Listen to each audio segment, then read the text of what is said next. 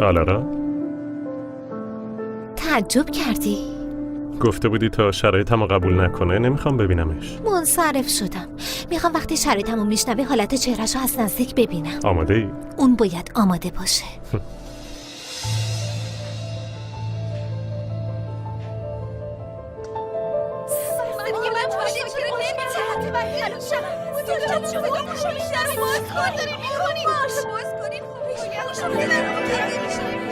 دخترم زود بیا این در رو باز کن.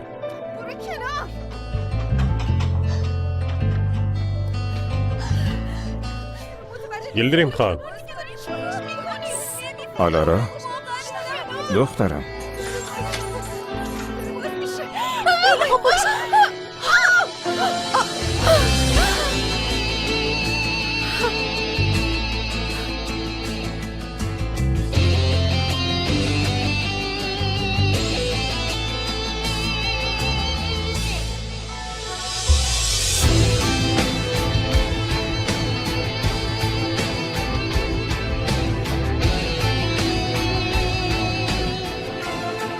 لروکس خانم، تا میتونم توضیح بدم.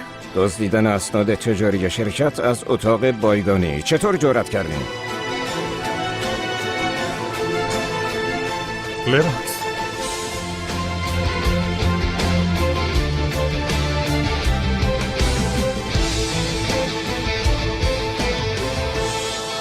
دمیر خان، چه توضیحی داری؟ ما نمیدونستیم اینجا اتاق بایگانی. از شما نپرسیدم. دمیر خان؟ البته خیلی واضح و مشخصه که این وضعیت نیاز به توضیح داره. بوراک خان، یکم دیگه جلسه داریم. با دوستان برگردید شرکت. هیچ جا نمیرم. قصد داشتن اسناد شرکت رو بدزدن. لروکس خانم با نگهبانی تماس بگیرین تا پلیس رو خبر کنن. آلارا، معذرت میخوام دخترم. میشه یه دقیقه به من فرصت بدین؟ خواهش میکنم یلدریم خان. اون بسته که دستتونه رو ما آوردیم. یه هدیه مخصوصه که دوست داشتیم فقط شما ببینینش. اصلا هیچ ربطی هم به اسناد شرکتتون نداره. راست میگی، به خود ما اومده بودیم این پاکت رو بهتون بدیم. ما وارد اتاق اشتباهی شدیم، بعدش هم در رو رومون قفل کردن، نتونستیم بیایم بیرون. واقعا معذرت. باشه، کشش ندید. ما هیچی ندیدیم. قسم میخورم ما درگیر آروم کردن آیدا بودیم. آیدا از محیطای بسته خیلی بی‌ترس بد بود. دوستان، شما با بوراک خان برگردین شرکت. من وضعیت رو برای یلدریم خان توضیح. کسی از جاش تکون نخوره. پلیس میاد و اون موضوع رو حل میکنه. یلدریم خان، شما یه نگاهی به این پاکت بندازین، متوجه یعنی میشین. میگم که تو یه وقت مناسب تری نگاه کنین. مهم اینه که اعتماد بینمون از چه اعتمادی بوراک خان؟ در زمانی که قرار بود با مدیرتون جلسه داشته باشم، کارمنداتون تو اتاق بایگانی پیداشون بشه. اینو همه با هم برنامه‌ریزی کرده بودین؟ می‌خواستین مدارک شرکت رو بدزدین و منو دیگه تهدید خیلی دارین کنین؟ زیاده روی میکنین یلدریم خان. درک میکنم عصبانی هستین، اما بهتره حد و حدود خودتون رو رعایت کنین. آرتمیم نیازی به تهدید کسی نداره. تو زمانی که راههای عاقلانه دیگه وجود داره ما خودمون اینقدر کوچیک نمی‌کنیم. من تحمل این قلدر بازی رو ندارم دمیر خان. وقتی کارم با شما تموم شد، شرکتی به اسم آرتمیم باقی نخواهد ماند. کافیه دیگه. چرا اینقدر مردم رو تحقیر میکنی؟ اگه 2 دقیقه وقت داری بیا با هم دیگه حرف بزنیم، وگرنه اگه میخوای داد و بیداد را بندازی و هر تا دلت میخواد بقیه رو قضاوت کنی من میرم. کارم با شما تموم نشده. اول با دخترم حرف میزنم. این منم که دخترتون رو آوردم اینجا. اگه بخواین میریم اتاقتون رو اونجا حرف میزنیم. با هم اومدین؟ مراد خانم، کسی مزاحم ما نشه. دخترها رو ببر شرکت. دمیر، اینجا چه خبره؟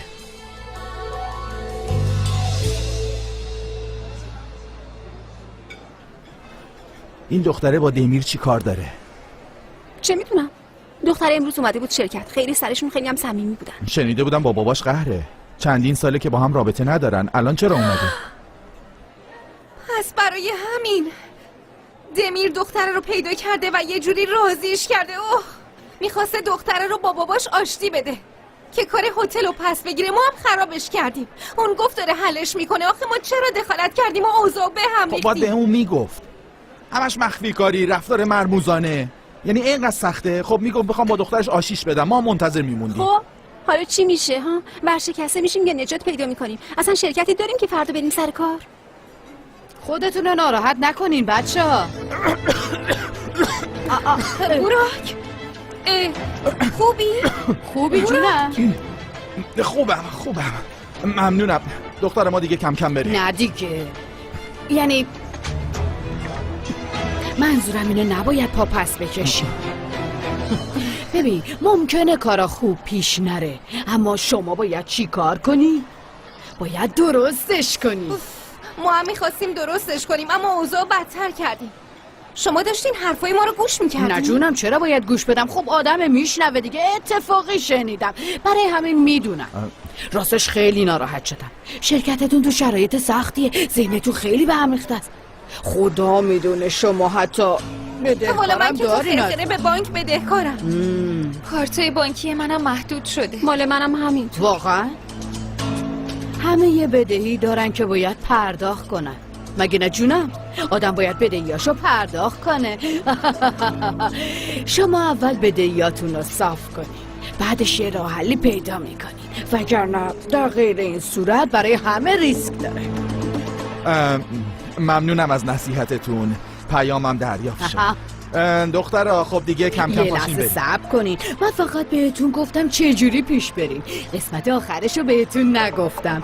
جونم براتون بگه که من به شرکت ها مشاوره میدم. شرکت ها مشکلاتشون رو با من در میون میذارن، منم مشکلاتشون رو حل میکنم. حتی بذارین ببینم اینجا کارت دارم. باید اینجا باشه. به هم زنگ بزنین، در مورد جزئیات بهتون میگم. بدینش به من، اگه لازم باشه من باهاتون تماس میگیرم. باشه؟ منتظرم عزیز دلم، منتظرم. پسرم 5 تا پودینگ بیار. باشه؟ میخورین دیگه؟ آره بچه ها، خیلی خوشمزه است، دسرش فوق‌العاده است. یه یتیم خونه میخوای، یه مجموعه ورزشی و هنری واسه بچه ها میخوای و یه مؤسسه واسه حمایت از زنان و میخوای همه این کارا رو مخفیانه بدون اطلاع مطبوعات انجام چی بدی. شد؟ داریم به این فکر میکنیم برای کاری که نمیتونید باش برای خودتون تبلیغ کنید چرا باید این همه پول خرج کنید؟ تو واقعا دختر خودمی، بهت افتخار میکنم. حتی کوچکترین ژنی از تو در وجود من نیست، اینو بدون. آلارا صبر کن، خواهش میکنم، عصبانی نشو. تو به یه زن قوی و مصمم تبدیل شدی. فقط میخواستم اینو بگم. من اومدم اینجا تا در مورد پروژه حرف بزنیم، نیومدم که خودمو بهت ثابت کنم. میدونم، معذرت میخوام. بشین لطفا.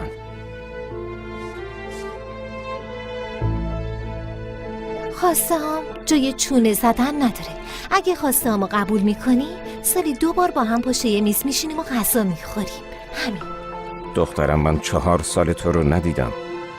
برای اینکه بتونم سالی 2 بار ببینمت هر کاری بگی انجام میدم. پس در مورد بقیهش با دمیرخان حرف بزن. اون به همه چی رسیدگی میکنه. روز بخیر. اینقدر زود میری آلارا؟ آلارا یه لحظه. بیشتر از این اصرار نکن بابا. منو از اومدن به اینجا پشیمون نکن. باشه فهمیدم. خیلی ممنونم یه فرصت دیگه بهم دادی. متشکرم. دمیر بریم چون من دیگه اینجا کاری ندارم. شما هم در مورد جزئیاتش بعداً با هم حرف به ما میزنیم. 5 دقیقه وقت میدی؟ فقط 5 دقیقه. من پایین منتظرم، بهم زنگ بزن.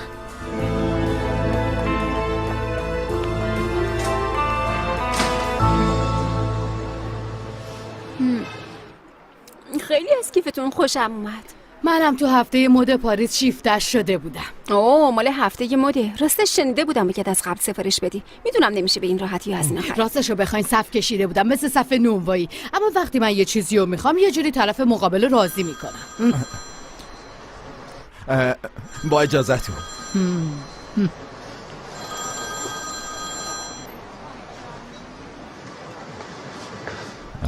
الو فرخ، بدبخت شدیم. دخترها از پسش بر نیومدن. آره بی خاصیتا نتونستن یه پاکت رو تحویل بدن. آره من میدونستم. نه پاکت رو تحویل دادیم. یعنی چی تحویل دادیم؟ مگه نگفتم تو خودتو قاطی این ماجرا نکن؟ مگه نگفتم تو خودتو بکش کنار؟ بابا نتونستم، همه چی خیلی مسخره پیش رفت. با این یارو دمیر روبرو شدیم. چی؟ اون اونجا چی کار به داشت؟ نظر چی کار داشت فرخ؟ با یلدیریم خان قرار داشت. پاکتمونم دید. تازه فقط این نیست، اسنم اینجاست. کجاست؟ الان با دختره پشت میز نشستن دارم پودینگ میخورم. چی؟ سوختم بابا من سوختم، من بدبخت شدم. نجاتتون میدم. داره میسوزه خیلی دارم میدونم چسبیده داره میسوزه آروم باشین الان نجاتتون میدم. فرخ داری چیکار میکنی؟ عزمی خانم داری چیکار میکنین؟ عزمی خانم دختر نکن درش بیار کار داری میکنی عزمی خانم؟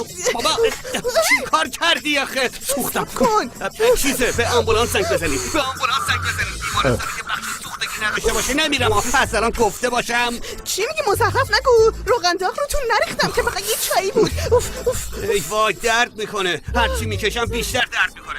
مگه مجبوری چای به این داغی بیارین آخه؟ فوت کن بیا اینجا فوت کن. وای اینم خوب درش بیاری. آها آره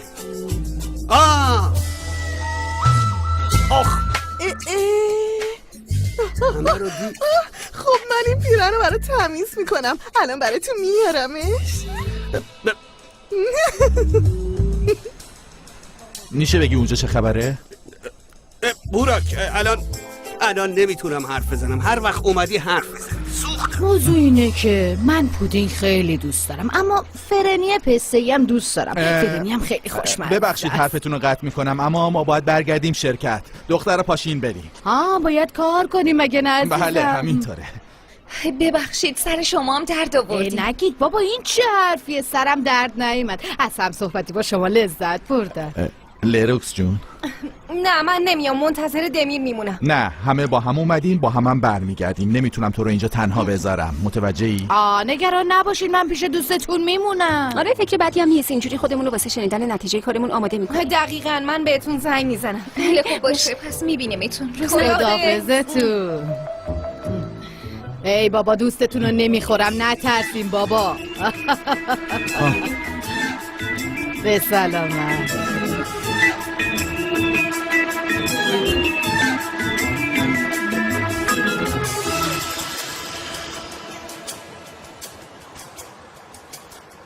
اگه بهش برسی مشق میشه، اگه بهش نرسی عشق میشه.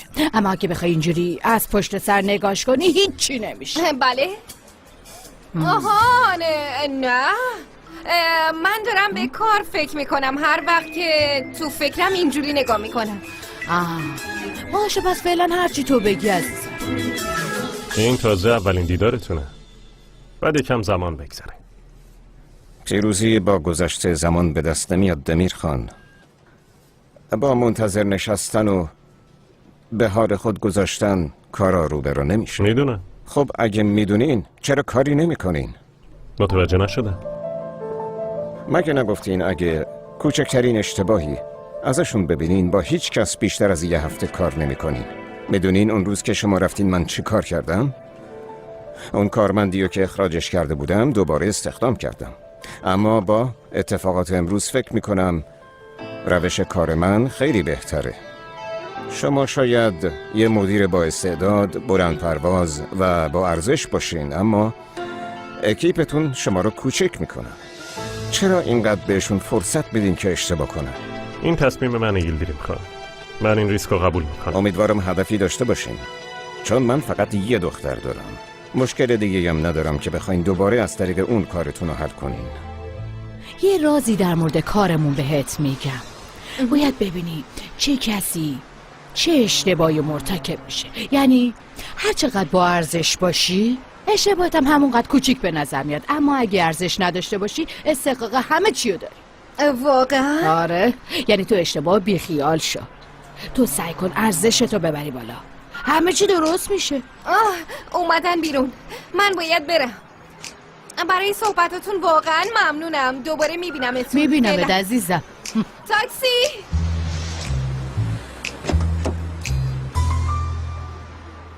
اون ماشین جلویو تعقیب کن، زود باش. با منی؟ آره دیگه.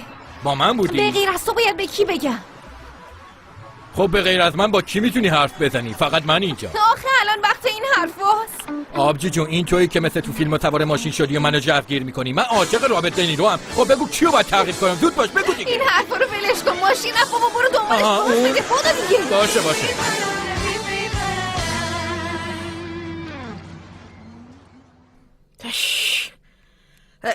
فیروزه، حداقل یکم روغن زیتون روش میریختیم. مگه میشه اینجوری خوش بخوریمش؟ وای اون شیرینی تقویت کننده میل منو نابود کرده. باید یکم دتوکس کنم، کبدم تصفیه شه، باید اثراتش از بدنم خارج بشه. در مورد اون شیرینیا با من حرف نزن. آی داشتیم به خاطر اون شیرینیا میمردیم. فیروزه، برای نزدیک کردن این بچه ها به هم دیگه باید یه فکر دیگه ای بکنیم. من پیدا کردم. برای اینکه احساسات بین دو نفر شعله ور بشه باید یه محیط رمانتیک براشون آماده کنیم. تو این مجله نوشته. نگاه وای خودت بخون. از دست تو فیروزه. این چیزی که میگی همه از عصر حجر میدونن، بعد میای همش میگی من خیلی مجله میخونم. خدا بگم چی کارت نکنه. بذار ببینم چی نوشته. خونه رو پر از شمع کنین، یه میز رمانتیک آماده کنین. بعد چجوری این کارو بکنی فیروز خانم؟ از راه دور از طریق تلپاتی بگیم شمع رو روشن کنین. آره اینجوری بگیم. خب برای اونجاشم یه فکر میکنیم لیلا خانم.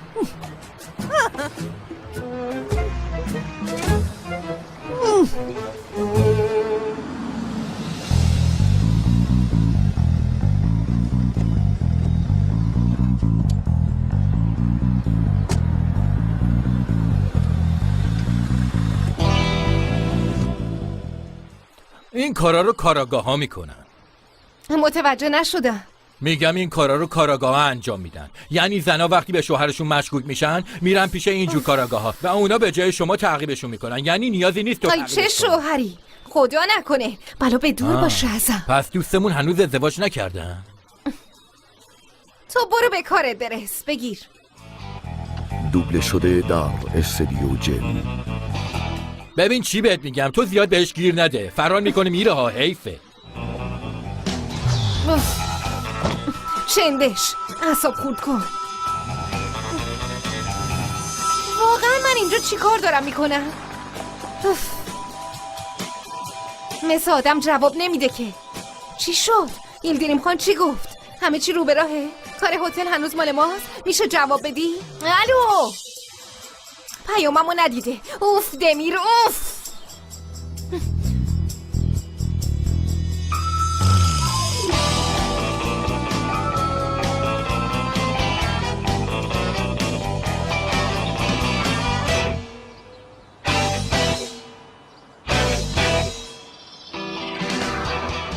خوش اومدی.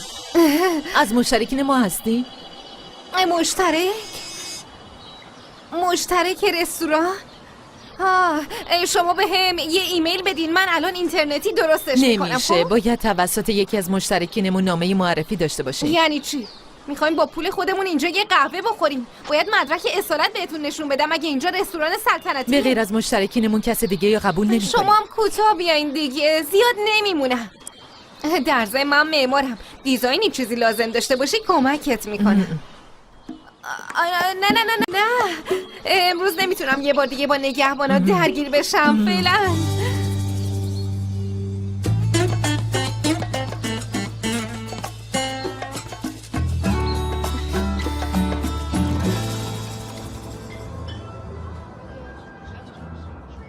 تونستی چیزی انتخاب کنی؟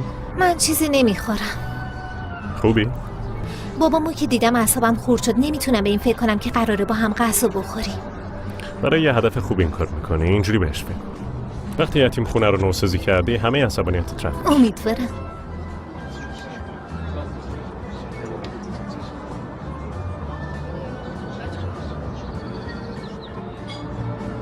چی شد؟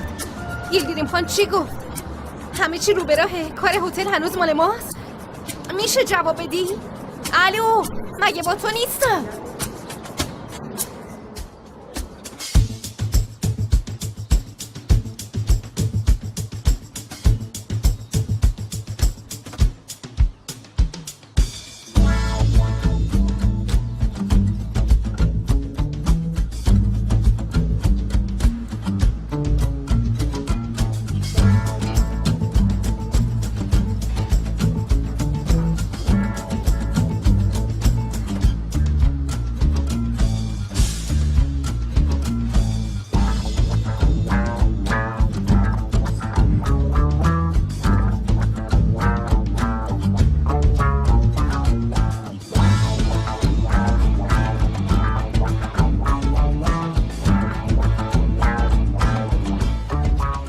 لطفا میز شماره 9 رو رزرو کنی.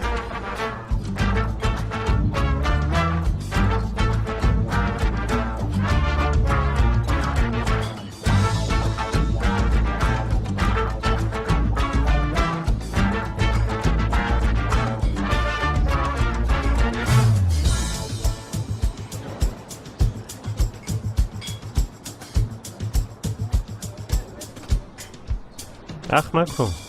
حداقل مجبورش میکنی پروژه‌ای که میخوای انجام بده. تو چی کار میکنی؟ ما که از اینا نخواسته بودیم.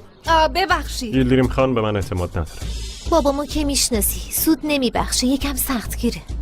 میشه اینا رو بردارین؟ هرچی بگه حق داره. اشتباهات غیرقابل توجیه اتفاق. برای تو بد شد، اما تو که تقصیری نداشتی. یعنی همه اشتباه رو اکیپت مرتکب شد. یعنی چی؟ خانم محترم، ما میخوایم با مدیرتون حرف بزنیم. اگه شما صداش نمی‌کنین خودم برم پیداش کنم. باشه الان صداش میکنم. یه لحظه صبر کن دیگه. من رئیس اون اکیپم آلارا. من باید مانع این اتفاقات ناخوشایند میشدم. نتونستم. به هر حال برای شرکت بد شد. با این اعتباری که از دست دادیم کارمون خیلی سخت میشه. هی بی وجدان، بوز لجباز. به من گفتین؟ وای نه بابا، آخه چرا باید به شما بگم؟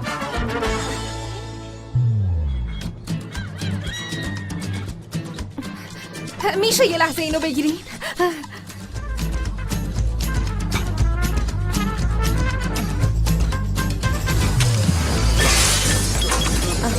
مشکلی نیست، شما غذاتونو بخورین. نوش جون. دختر روانی، چه اتفاقی افتاد؟ نفس عمیق میکشیم و همه یه فکرای منفی درونمونو میریزیم بیرون. میریزیم بیرون. به این صورت خیلی ساده، فقط امید تو دلمون باقی میمونه. دوستان تو را خدا بیخیال شی. یعنی با امیدوار بودن قراره کار هتل پس بگیری؟ وای پاهم درد گرفت. فرخان جون خواهش میکنم رو نفس کشیدن تمرکز کن. این موضوع هم هست. یعنی بدون نفس کشیدن نمیتونیم امیدوار بشیم. بورا جون از قدیم چی گفتن؟ فکرای خوب بکنین تا اتفاقای خیلی خیلی خوب براتون بیفته. همه فکرای بد درونمون اینطوری بیرون چرا میکنیم. ازمیه؟ مگه کهکشانا محل آشغالای ذهنی ماست؟ در ضمن به نظر من این افکار اصلا به کهکشانا نمیرسه. یه جایی تو اتمسفر گیر میکنه و اثر گلخونه ای ایجاد میکنه. بعدش میگین چرا دنیا داره به جهنم تبدیل میشه؟ برو! چقدر بد خلقی میکنی تو. داریم سعی میکنیم خودمون آروم کنیم. آره اصلا تو پاشو برو با تبلتت بازی کن. فرخ، بورا. انقدر امیدوار شدم که یه دفعه خوابم برد. اومده. اوخی پاهای نازنینم. ای وای پاهم از کار افتادن. ای دستمو بگیر بیا. باشه تمرکزمونو به هم نمیزنیم. استرس نداریم. خیلی آروم باشیم. از جایی که بودیم ادامه میدیم. چشما بسته، کمرا صاف و نفس عمیق.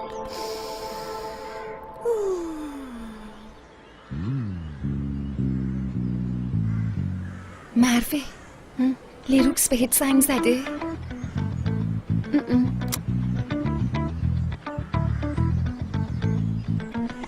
انگار که توی اقیانوس شناور هستیم. دم بازدم.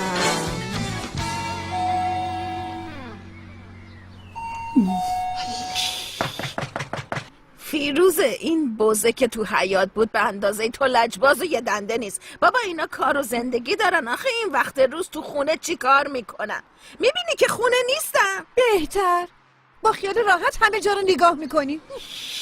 باشه شاخهای مثل قوچ تو در بیار تا با هم در رو بشکنی. نیازی نیست.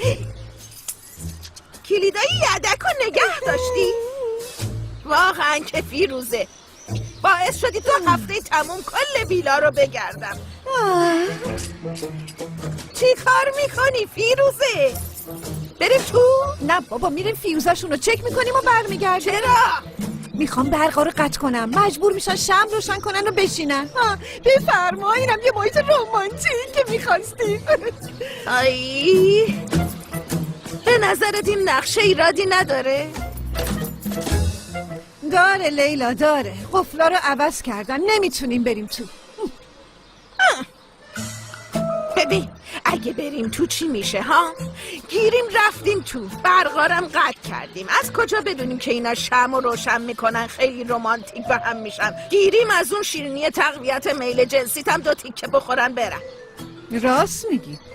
پس باید یه کاری کنیم که نرن. ببین این حالت نگاتو اصلا دوست ندارم آبجی جون. اگه میخوای بگی بچه ها رو تو خونه ببندیم و در رو روشون قفل کنیم، من نیستم. یعنی در این حد بیره نشدم هنوز. فهمیدی چی میگم؟ این دفعه بالای سرشون منتظر میمونیم، نگران نباش. همشو خودمون مدیریت میکنیم. اما زود باش لیلا، زود باش، باید آماده بشیم. زود باش لیلا، زود باش، زود. کجا میریم فیروزه؟ بابا باید بریم خرید دیگه. زود باش بیا. درست حسابی تعریف کن ببینم. حالا یعنی همه چی تموم شد؟ کار هتل رو از دست دادیم؟ یلدریم خان خیلی عصبانیه. حتما ما رو نبخشیده. در اصل دمیر ما رو نمیبخشه. یعنی وقتی اومد شرکت و ما رو اخراج کرد اصلا تعجب نکن. این انگشت کوفتی من چرا خالیه؟ ها؟ اگه قرار بوده اخراج بشیم چرا زندگیمو خراب کردم؟ به خاطر کار نامزدیمو به هم زدم. تو بازارم هیچ کاری نیست. یعنی همه آگهی‌های کار ماه پیشو نگاه کردم ولی هیچی نبود. من با 3/4 حقوقم وام خونه رو پرداخت میکنم. اگه کارمو از دست بدم خونم هم از دست میدم. دیگه اون یارو برای بیرون کردن من از کار و از خونه لازم نیست به خودش زحمت بده. این همه نقشه کشیدیم که طرف رد کنیم بره، اما یه کاری کردیم که خودمون اخراج بشیم. یعنی فوق‌العاده است. واقعا آفرین به ما. خیلی خوب بود. بریم ازش معذرت خواهی کنیم؟ نمیشه. آره میدونم، منم از این فکر اصلا خوشم نیومد. دارم فکر میکنم خودمون شرکت بزنیم، اما کدوم یکیشون سابقه کاری بدتری برامون آماده میکنن؟ دمیر خان یا یلدریم خان؟ من استعفا میدم. چی؟ این دیگه از کجا در اومد؟ الهه ها قربانی میخوام دخترو. شاید اگه من برم دمیر شما رو اخراج نکنه. نگو لروکس، هممون تو این قضیه اما من چون داشتیم. تو آگاهی به یلدریم اشتباه زنگ زدم این بلا سرمون اومد. یعنی مقصر اصلی منم. استعفا میدم تا این مسئله تموم شه. نه خیر، همچین چیزی نمیشه. نگران نباشین، هممون اخراج میشیم. شما دارین در مورد چی بحث میکنین آخه؟ نمیشه. من تحمل حرف زدن با اونا ندارم. میرم استعفامو میذارم رو میزش و بعدش هم میرم. من برم مسئله حل میشه. مشکلی هم برای شما پیش نمیاد. اگه تو بریم منم نمیمونم. منم اینجا نمیمونم. بمونم چیکار کنم؟ بشینم قیافه اون دمیر بیشعور رو تحمل کنم؟ دخترو نمیشه. شرکتو بیشتر از این تو شرایط سخت نذاریم. کلی آدم دارن از این شرکت نون در میارن. بذارین طوفان بخوابه، بعد از رفتن من بشینین حرف بزنین. گوش نمیدم. امروز فقط من با دمیر صحبت میکنم.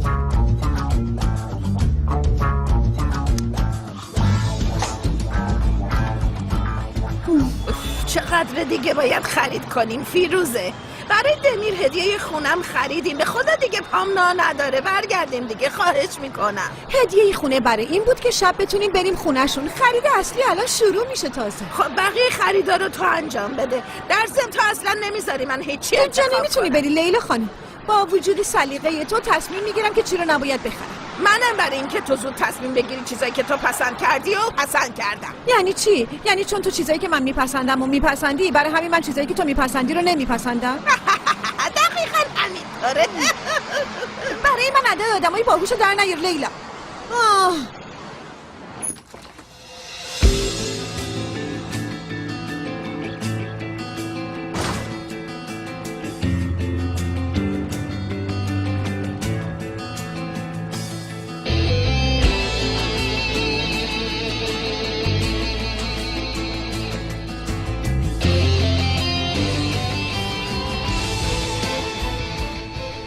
یلدریم خان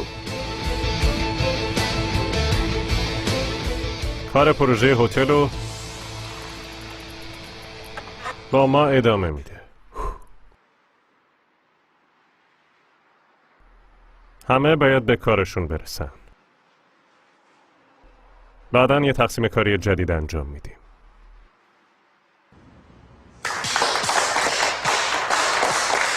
چیزی برای تشویق وجود نداره دوستان. این اتفاق برای هممون یه تبعاتی به همراه خواهد داشت.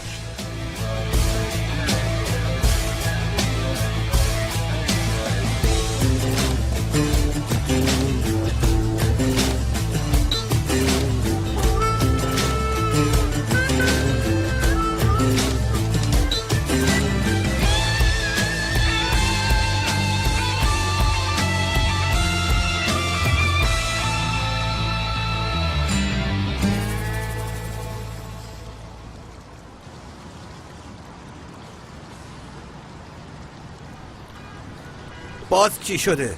یلدریم خان ما رو بخشید دیگه، مشکل حل شد. ببین چون رئیس داد و بیداد نکرد پس حتما یلدریم خان پاکت رو باز نکرده. خب که چی؟ چه فرقی به حال ما میکنه؟ طرف به خاطر دخترش کارو به اون پس داد. به نظرت اگه اون عکسایی که مخفیانه ازش گرفته اون ببینی چی میشه؟ ای داده بر من، ای وای بدبخت شدیم رفت. چی کار کنیم؟ فرار کنیم. تو برو ماشین رو بیار جلوی شرکت تا با هم بزنیم به چاک. باشه تسلیم نمیشیم اصلا. اگه لازم باشه با ماشین از پرتگاه خودمون رو میندازیم پایین و میمیریم. فهمیدی؟ اوکی تمام. فرخ اینقدر چرت و پرت نگو. باید اون پاکت رو پس بگیری. یلدریم از یه طرف، بمیر از یه طرف، اسم بابام همشون از همه طرف. قبل از اینکه همه اینا مثل دومینو بریزن سرمون باید اون پاکت رو از اونجا برداریم. یعنی چی؟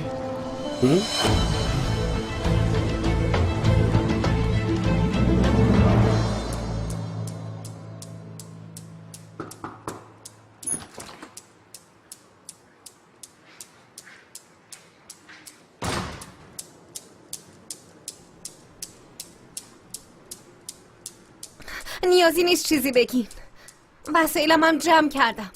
باعث همه اتفاقاتی که افتاد منم. برای همین استعفا میدم.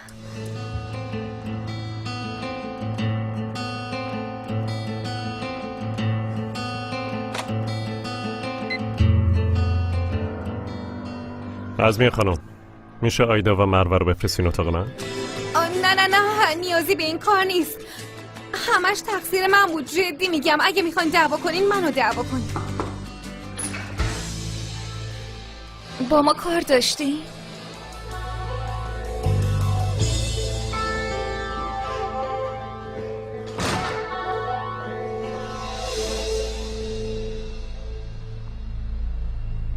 شما 3 نفر با هم از اتاق بایگانی یلدریم خان اومدین بیرون. چرا فقط یه استعفانامه رو میز منه؟ چون اونا تقصیری نداره. خودتو خسته نکن لروکس.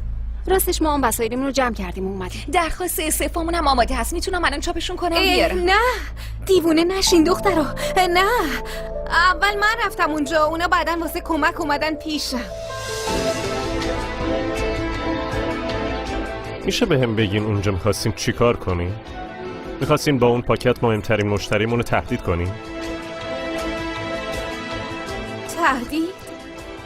یلدریم خان اینطوری برداشت کرده. چون از اتاق بایگانی اومدیم بیرون حتما اشتباه برداشت کرده. خوبی هم به مردم نیومده. اگه هممون اونجا بودیم اون پاکت رو باز می‌کرد اون وقت متوجه میشیم. شما میدونین چی توی اون پاکت بود داره؟ آره فکر کنم یه چیزی بود که به دردش میخورد مگه نه؟ چی؟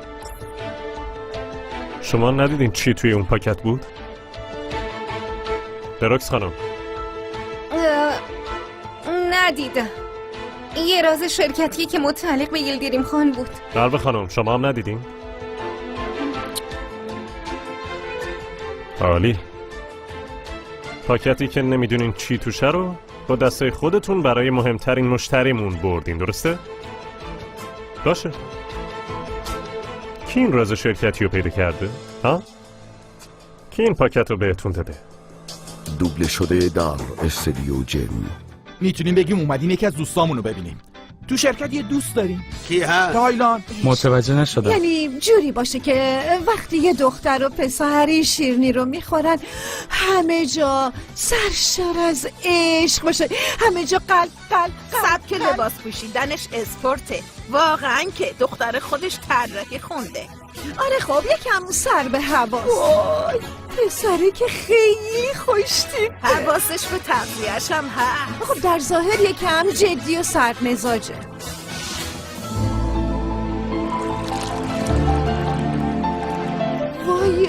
عالی شدی لروکس جون.